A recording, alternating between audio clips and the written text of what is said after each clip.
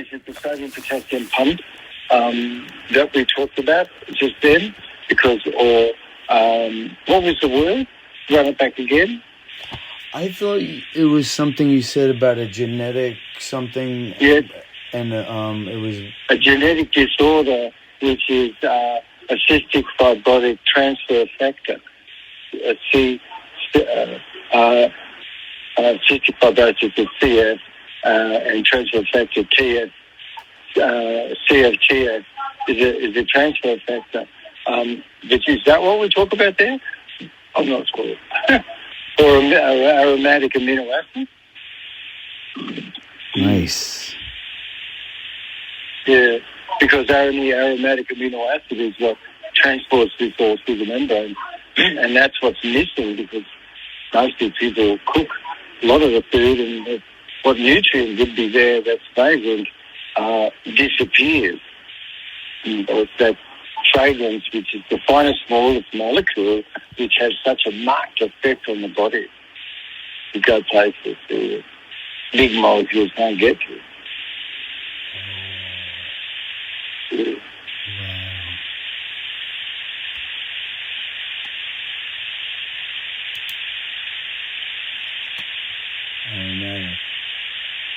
Wow. So things have got to cross the blood-brain barrier. You've got to cross the three membranes to get to the DNA. Got to be pretty small. Plus, they have to be osmolytic. And that means that it's neutral. And so that is really something. When you open up the fridge, most people are looking at things which the body's going to have to act upon for that to be osmolytic. Now, some things which your mind could be cast to, like coconut water or coconut, first from a young baby coconut or something. Now you're looking at something osmolytic. But many things, in fact, actually people eat, consume, all has to be broken down and turned into something osmolytic. Because if you don't have that, then you don't really have anything that can come inside a cell. That's why our product is being designed, because it causes such a nutrient-rich, dense osmolytic element to come into the cell. It's like designed. Yeah. And only what's osmolytic has properties of amphoterics, amphiphilics, and permittivity. This is not our alchemical condition or something which is enzymatically reactive, which if it doesn't, it's not enzymatic active. So what is it? It's dead free. So it's going to act upon the body, but not get broken down properly. So yeah. And so this is really going on, and who's looking into that? Yeah. Oh yeah, the drug-like effect, and it causes a deficiency. Oh yeah, because it causes a toxicity, it causes a wear out. So like, let's say you've got a tail, sure, it fits, it does its job, but it's tangled and doesn't get recognized at the top because it's been coagulated and it's become hydrophobic because it was cooked. And so it doesn't have any three-dimensional structure. It could dig into something to have an effect. So, but now what happens? Because it is what would be ordinary, that would be assisted to help break something down, that has an effect, would be present, but when it's cooked out, you know, it's like the truth is all cooked out, and then you really won't have anything left after that much, actually. And it's certainly not the aromatics.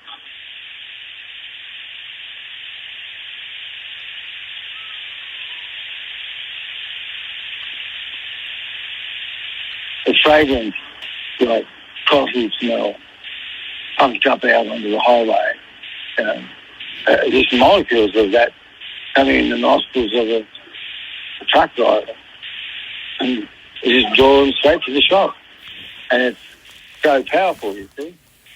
Yeah? Has such an effect on your brain.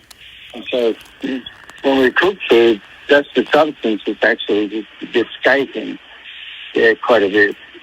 So there's ways to prepare it so to make it easier and keep some nutrient value and all this sort of thing. Yeah.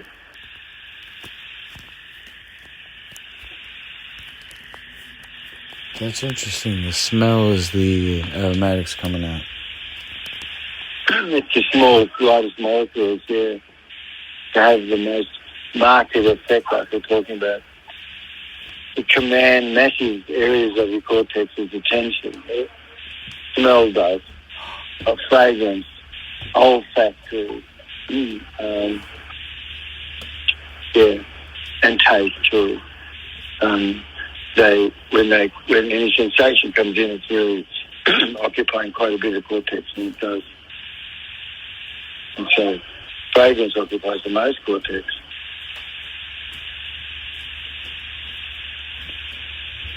Wow.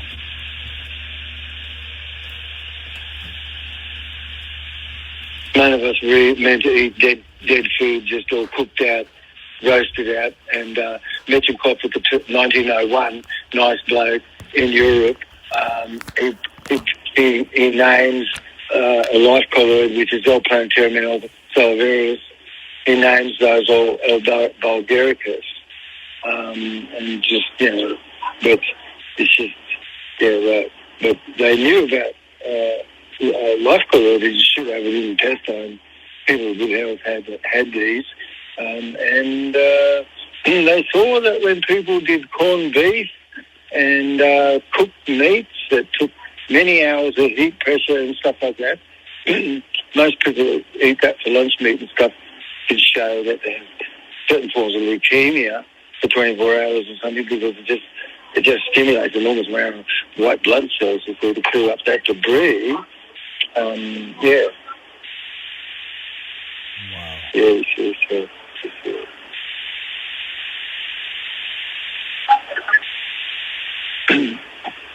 Use antiseptic and they swab floors.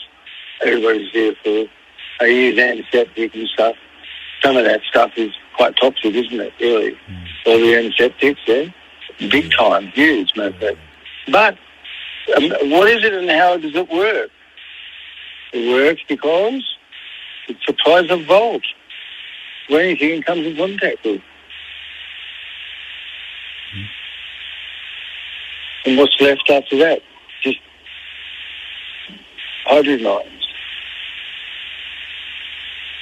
Okay? And that's how antiseptic works. The same in your body. We're supposed to have 3 blood-borne inhibitors of block the expression of myofunctional disease from healthy blood not being in a proper terrain, having turned into fermented types of glycolloid, which is aerobic glycolysis, which is a different exiting of the citric acid chain. And that citric acid chain only being exited halfway, you can get a couple of adenosine phosphate molecules. But if you've got efficient energy and your DNA is switched for oxidative metabolism, you could have between 1.5 to 4 volts of energy, see? And so the blood's clean. It has its force to have energy too. So it brings energy in. And sure people do everything else like only breathe through your nose for the rest of your life and be quite relaxed and build carbon, because carbon is more important than oxygenation. You can have oxygen because you have carbon. What's first? Carbon. Can you have oxygen without carbon? No. Yeah? How bad is that? Anybody looking at things in physics are just ridiculous. I have no idea where does carbon come from, what is transmutatable and all this sort of thing.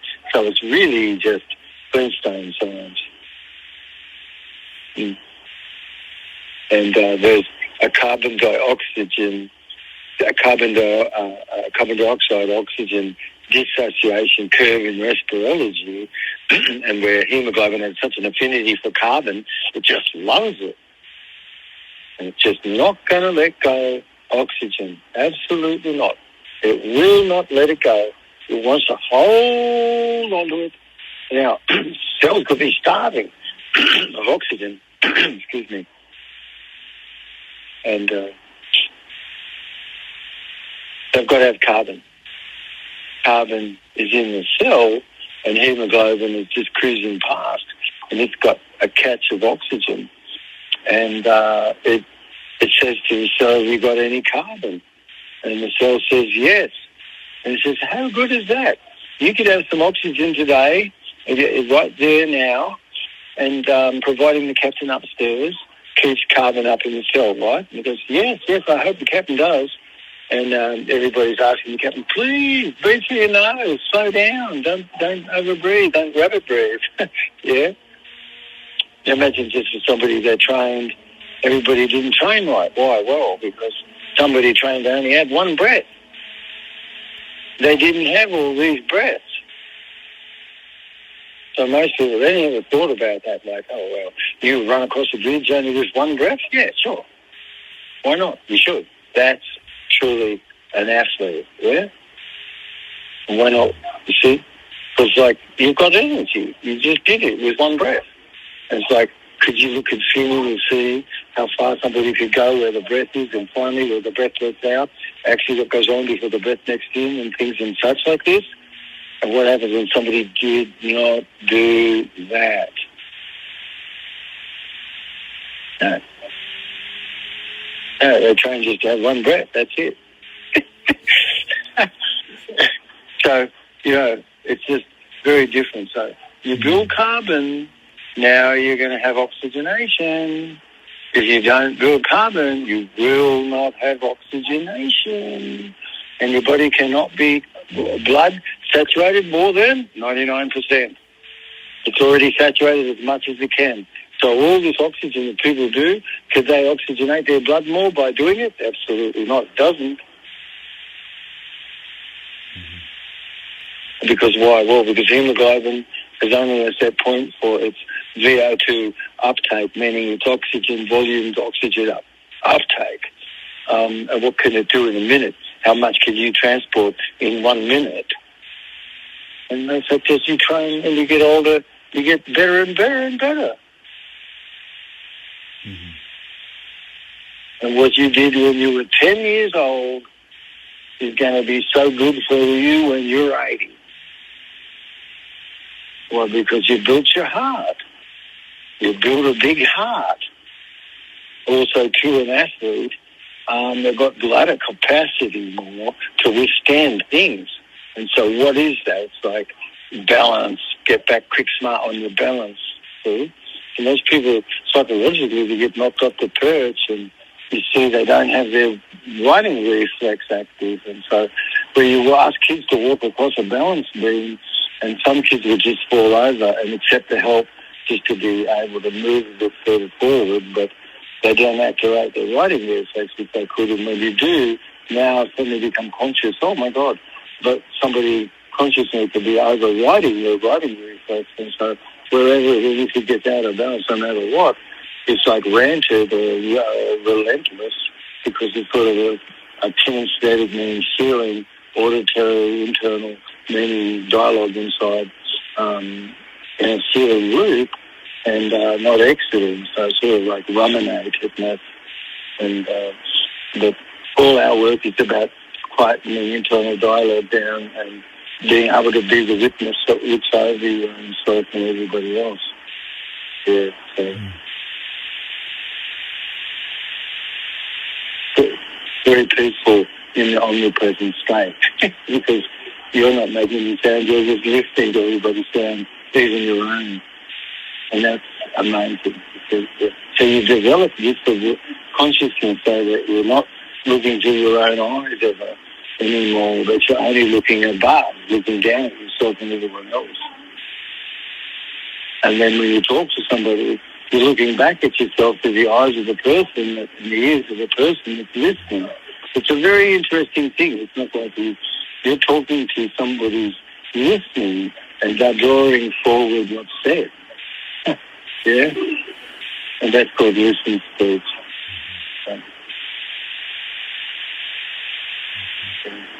It pays these things for the ears and for the listening, and how good is this? It should be the way everything is going, actually.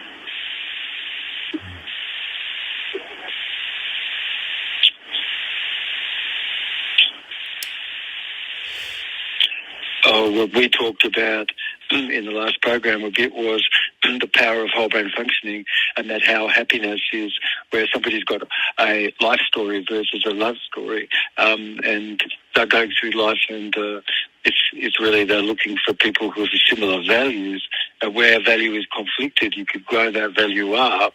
But where it's stuck down there, or self-autonomy might be someone lost that, so they've got to gain it back, and eventually they can come back into interrelatedness. But how about self-autonomy and your interrelatedness, and growing any part back up where it is you got something from some activeness or whatever, but could there be a better way to do things, you see?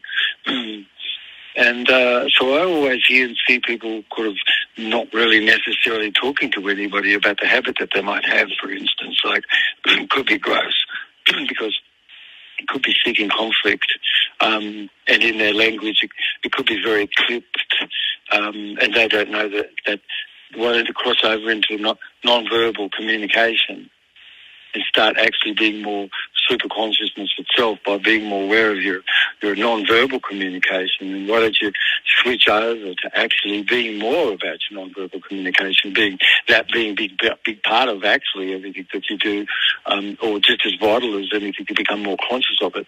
And so you've got these micro expressions in body reading and stuff that you could see just in half a second. And so the family of emotion could be just tweaked where somebody is giving you a response for the things that you said or something that they were thinking of. And then otherwise, like 4-second sort of responses and things like that where movement is and stuff is sort of really more conscious, where other more subconscious sort of conditions exist where a family of emotion might be managing someone's words, then it's accompanied by, non-verbals. And so pay attention to the non-verbals, and now you clear away what Asperger's is. You start to become aware of more what people are saying and doing because you start to become more conscious of people's non-verbals and your own non-verbals. And where somebody's pleasant and everything is really sweet and nice, you're going to hear a voice which is more rolling and relaxed, and has a cadence which has got a certain echolaicness, meaning quality of sound which energizes you, versus it's blaring, it's coarse, it's very clipped, and it would be like this, and you do this when you talk this. And so it's sort of like, that's the example of clip language, which is run by the amygdala and tegmentum, which is aversive componentry of the brain, which shuts down the frontal cortex basic. You could see it, that what happens. And so cultivation of a stronger path toward the neural connections of your frontal cortex engages and involves more kind, gentle and allowingness and practiceness of what a real man is, because a real man has got nothing to do with beast barrack. And right now, they're all gearing people up for war, and so you're hearing a lot of beast barrack stuff come out of males' mouths, which is a lot of don't, won't, can't, should, try, but, must, only, never, always, and very conflict thought, and how if the brain is shut down, and then can't be thought, or the faculty to inspire creative influence of the future just doesn't exist anymore. And so Abel Gate is the Pope's your boss wherever you are, and Abeline is, hey, we've got a lot of rules above us. We don't agree with any of those rules. They're really, really bad, matter of fact. And we're not going to do anything about it. So that's what Abeline paradox is about. You should look that up. You see, yes? But that's what happens, you see. So it's not a proper condition where consensus building decision making is. I was just thinking about leadership. And so you've got ideas that are vetted. And that's so good, isn't it? That's how something should be. And so this is the day that we should move toward, and we should move away from, but we certainly should move toward those voices that are about agreement and searching for agreement and getting agreement straight away with their adversary, which is straight away, you see. You don't delay. The people who delay, that's wrong. That's not whole brain functioning, not at all. How did it happen? It happened because somebody wasn't even searching for agreement. Oh, my God, you're kidding. It's like, no. It's like, why not? Well, there's no reason except money. And if money is there for someone, that's their God, and God isn't with the people. You do things for the best and the better good of all people. Now you'll be known forever because you've got endearment and enduring. It's endearing and enduring. And that's a blend of poetry and science for sure. And anybody who gets into the verb what is, you see, you're focusing always what is, and you just can be pressed upon what is. And you stick with the verb what is more, don't you? If you can do this, it's great. Because you're the source of the world, not anything else. When somebody says, oh, I got a message from Elizabeth or Mary or, Pasquale or someone, or Kim, what did you do? You get a message from them in your head, and they'll say, yes, they did. It's like, wow. And so what happened was, did you get a message from somebody who had a central organised nervous system? So they never ever thought about that, but they didn't. No, they didn't. And it's not a centre point of any central nervous system at all, where somebody's getting a voice from somebody else, in their head and these sorts of things. And so you're the source. And with somebody would be taught they're the source. It's not like a source is out there. No. The source is you, where you are, and then somebody can understand this, like now you're not troubled by ghosts and by everything imaginary. Yeah. The last tape we said that most people, where you look, could be like having, for instance, or could consider various sorts of forms of substance abuse like alcohol, for instance. But some people could be drunk, could live a long life and be very productive, matter of fact, and be happy campers and be actually living a long life. And so, but something could be there where decrepitness is and state changes, and how does somebody know even when they're not in alcohol? Like we're just talking to regular people, and do you know that if you frame things positively, you're going to live a longer life, you're going to have a lot more amplitude. If you have faith, trust and honour where people are, you're going to live a better world where you are, and if you give yourself to someone and give them up to be a stranger to yourself, like you could never know them, yet you honour them, like you could give your stuff to someone on the train station and say, please look after this for me. Yes? How good is that? And it's sort of being more present, being in the present. And being in the present is not thinking in one's head, because how could somebody be receptive if you're thinking in your head? All exceptional brain function shows that there's no inhibitory areas of your brain that are firing whatsoever in exceptional brain function. So what does that mean? There's no internal dialogue. And so it's sort of like Flobits or somebody shuts that down, and then Fire Coyote was asking me, who's helping where the sound is, he was saying to me how good the instructions were, how it is that he could just completely dissociate and not have any association between any memory. He could do it any moment in time, and he would fall asleep after 5 minutes. Because that's what you do when you fall asleep. And he's so good now at falling asleep. He loves to fresh as a daisy, ready to go to sleep, because he's got this new skill. He just dissociates him from every memory, and there's no connection between any memory. And after 5 minutes of that, he can't even remember nothing. He's asleep. But people get really good at that, even falling asleep in a lecture. Yeah, because that's what they're doing, basically. But anyway, yeah.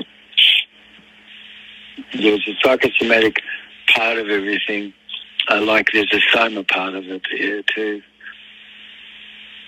Is it a soma part? Yeah, like a soma, like psych, would be the spirit and soma is the body. Yeah. So there's a physical part like the soma, and there's a psych part, which is your cognition and what one's doing as a habit. Yeah.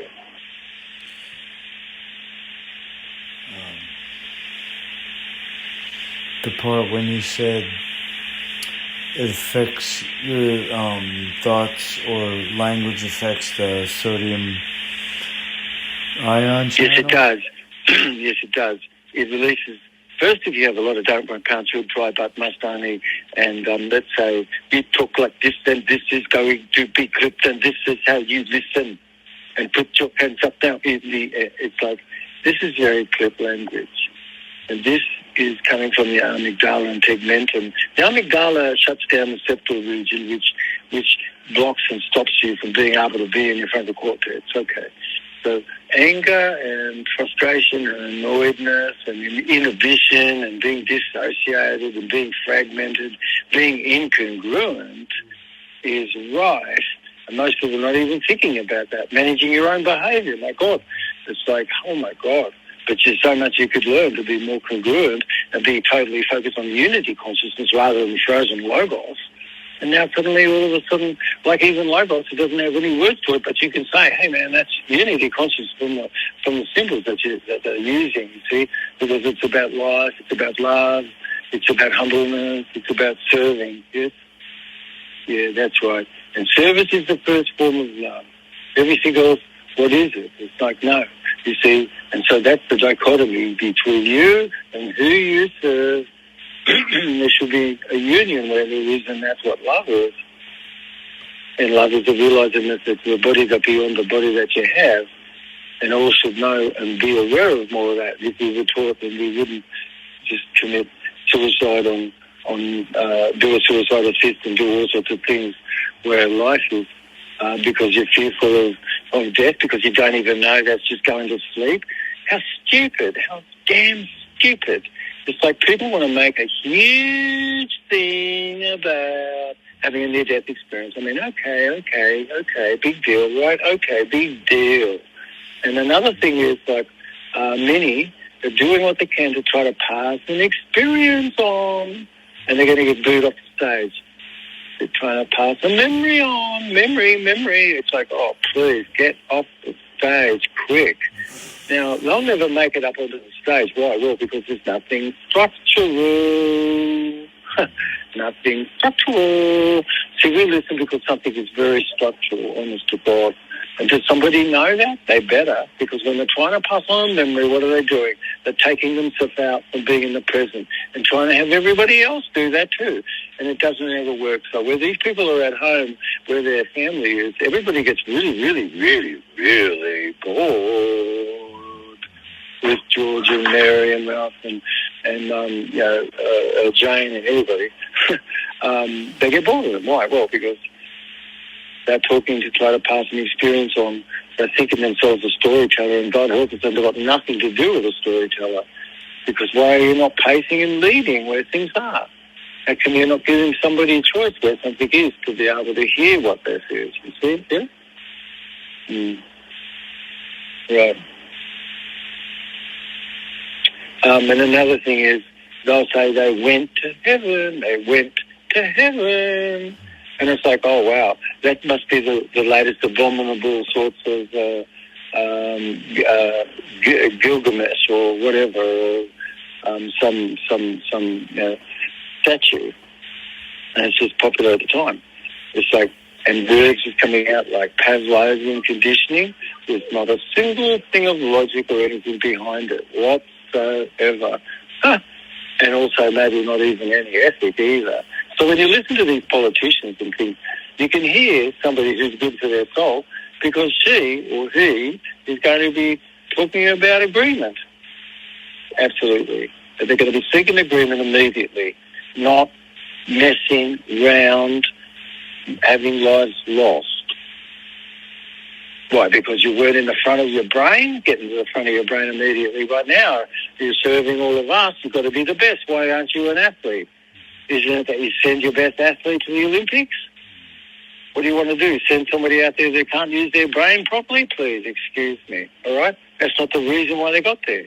What's the reason why they got there? Because they got the dollar sign. They're a dull whore, honest to God, in their brain. And that dull whore, what is it?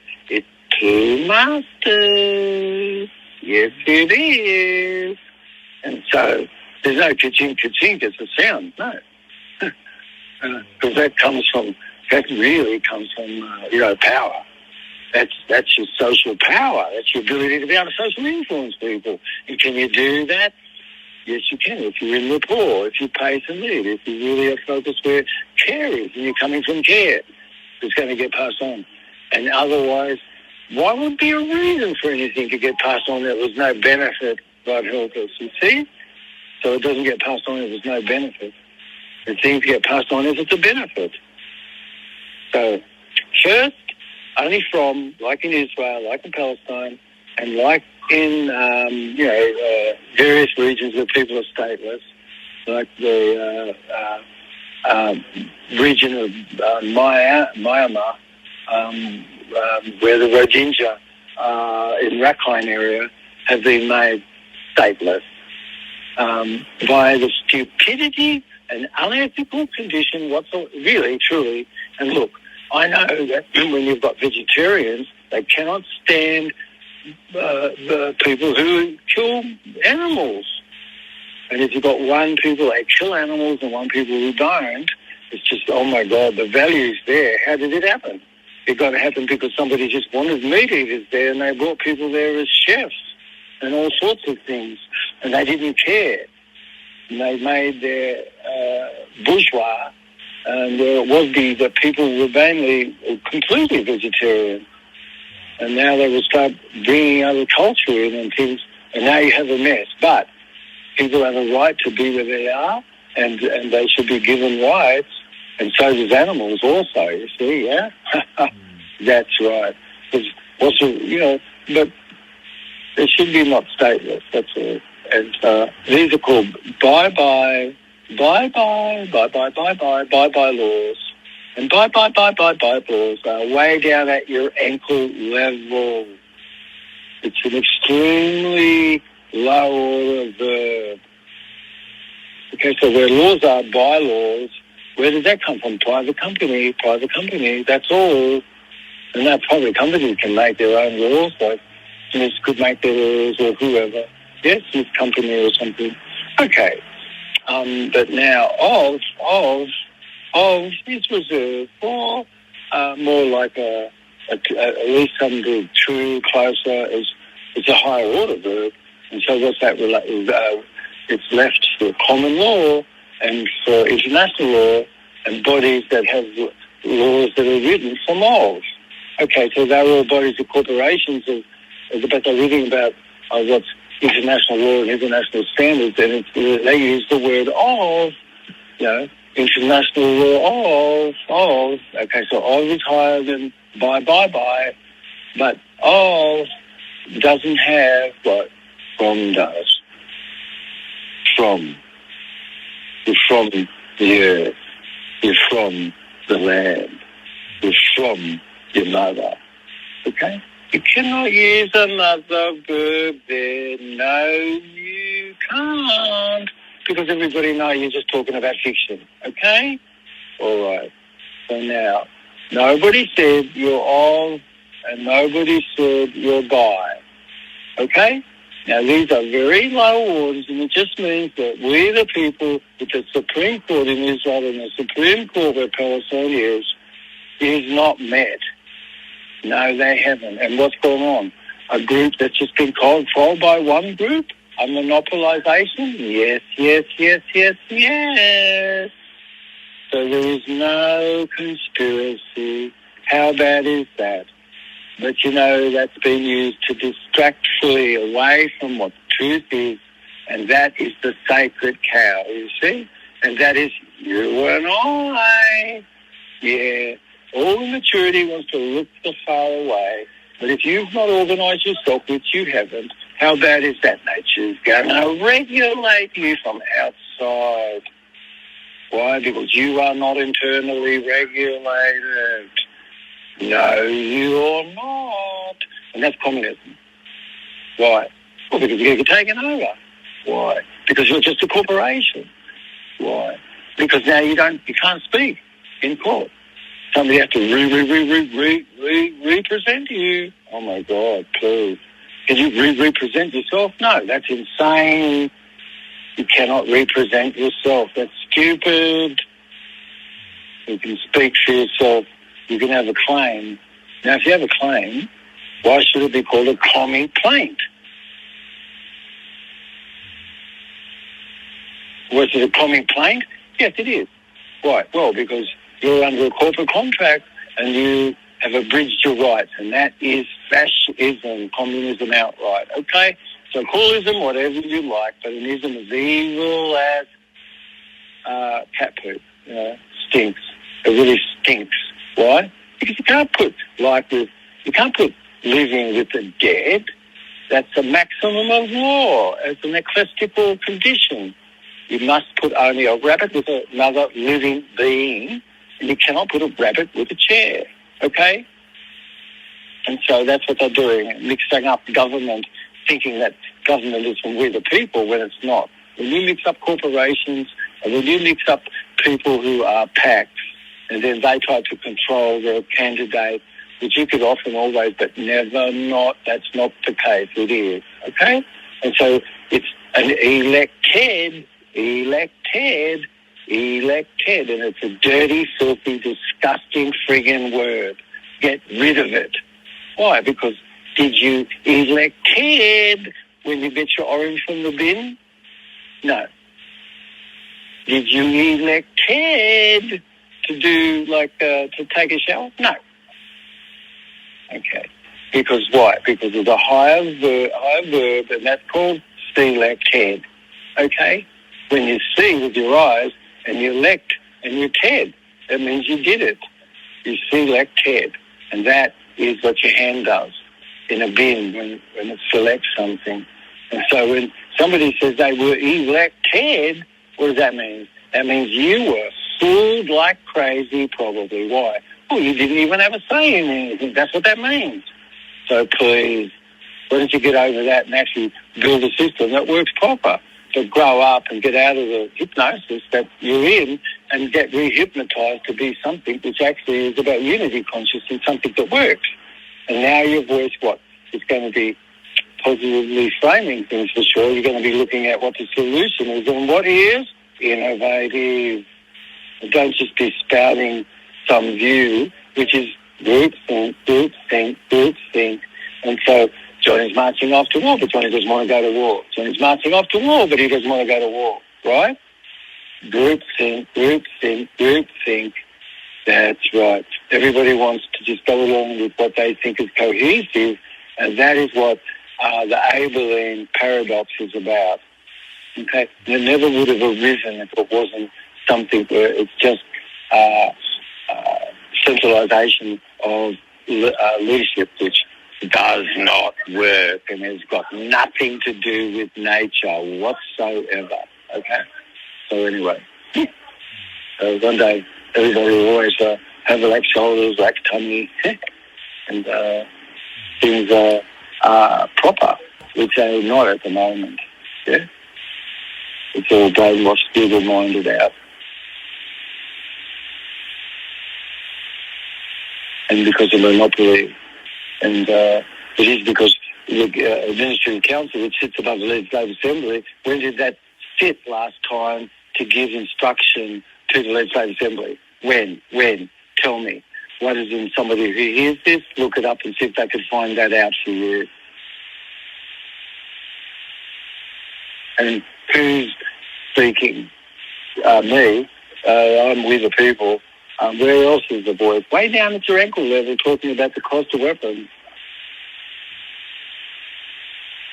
And is the cost of weapons interesting? No. It's dumb and stupid. It's boring. Yeah? And what's missing is this conversation, you see, and people, with the people, you see, which is a Minister Council on 26 people. That's all it is. And that's the enemy. The enemy is people not getting off their duff and actually doing their job. And so it's a misprision of felony because everybody stands by and they see their money, their all their energy, all spent just to genocide people, and they're going to say that's not a genocide when one group wants to wipe out the white seed. Yes, they do. Yes, they do. Yes, they do. And that's their mission. Yes, it is. And that's happening in Ukraine. Yes, it is. And then for the reason of just wiping the white race out, and they'll wipe themselves out. And don't tell me that you haven't read all what is that's about. Bull dust. Go ahead and have a look. Everything open sourceable, for God's sake. But if you've got a monopoly, do you have anything else? You're like, no. And so why would you want to pick on anything? You've just got everything which is monopolised, and nothing is what it should be until things are reset. And a real reset is positive economic inductance and zero out the debt, all of it. Yep. And only currency is made for assets. That's right. At the end of the year, you got the asset. Good. You spent the money. Good. Now you got the asset. Good. That's it. Thank you so much. Simple. And everybody's an account. And you're compensated. Yeah. Yeah. You're known as a kind of a Holocausted of survival.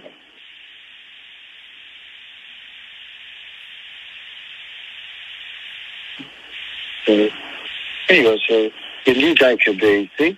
And so why shouldn't emergency councils form everywhere? You see? And now you're getting more you're getting things that are coming from other people to help manage the things which we should, because lots of pocket judgments going on at the courthouse where people are really losing equity because it's a dollar late, penny late, or a day late sort of thing. And so it's just, that's wrong. Shouldn't be losing equity because of that. You see? Yeah? And so an infant decedent talking with an infant decedent and hearsay between them and signed off on, and that's apparently security. That's wrong. It never could be. Most of these things like houses and all sorts of things that go on, go past collection of 9 months, and as it does, it's a security. And so all the notes that you say should go along where some title is, and it doesn't. And so these things are all very fraudulent, yeah? And it's very fraudulent that you've only got a legal name for it in every document. You've got no proper verb. Sorry about that, but it's wrong. You've got no true noun. How bad is that? And honest to God, you have got things which is very, very past and very fraudulent and biased, and also just not logical, doesn't add up. And so why? Because people use words this way, and they wrote the document this way, and that everything is being done in fiction. Okay, let's have a new reset. You can either have a real true name, that's it. And what's that? That's one word. You need to learn what that means. See, most people don't even know what a real true word is, nor do they even know what a noun is. And why have a pronoun for your name? It's a fiction. And are you a fiction? No, part of yourself is your thinking is fictional for sure. The image in the mirror is very fictional, isn't it? Obviously, that's not you. Of course not. And no thought is either. And nothing you wrote is either. And nothing you passed on in your writing is either. No, that's not you. That's not living. Who's living is I aware. This is who is there. It's not a stagnant spot somewhere. And so, anyway, I think there's a lot to be more revisionary about. And why not for all people to wake up more and pay attention to things. Anyway, yeah. How's that, Lukey?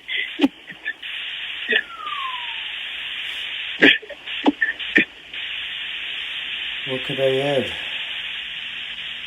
Yeah, people should pass the message on, that's for sure. Anyway, mate, look, I'll get going. You're amazing for being up where you are, and I hope everybody that's listening to this is good recording is. Look forward to catching up with the night owl. And the happy face. Love you, mate. Love you. Okay, mate. Good on, mate. Maybe talk to you tomorrow night, mate. Love you, mate. Yeah.